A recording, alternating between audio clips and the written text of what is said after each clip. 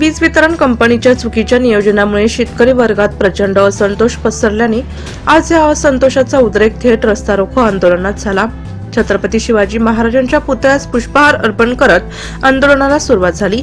आमदार डॉक्टर राहुल आहेर, भाजपाचे ग्रामीण जिल्हा अध्यक्ष केदा आहेर व देवळा तालुका भाजपाचे तालुका अध्यक्ष किशोर चव्हाण यांच्या नेतृत्वाखाली देवळा पाचकांदील येथे हे रस्ता रोको आंदोलन छेडण्यात आले।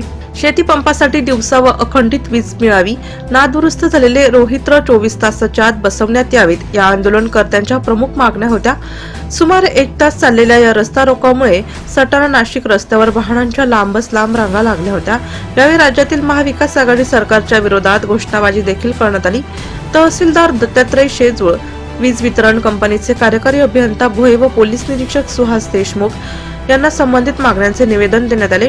यावेळी अशोक आहेर, भाजपा देवळा शहर अध्यक्ष अतुल पवार, संभाजी आहेर, किशोर आहेर, दिलीप पाटील, नानू आहेर, पुंडलिक आहेर, दादाजी बोरसे, अण्णा शेवाळे, सुनील देवरे, कौतिक पवार, भाऊसाहेब पगार, केदार शिरसाट, दयाराम सावंत, मुन्ना अहिरराव, नदीश थोरात, संतोष मोरे, मनेश ब्राह्मणकार, विकास ठाकरे, भिका बोरसे, राजेंद्र केदारे, भिका बोरसे, शिवाजी अहिरे यांसह शेतकरी मोठ्या संख्येने उपस्थित होते। नाशिक सिटी न्यूज साठी प्रतिनिधी बिला आहेर, देवळा।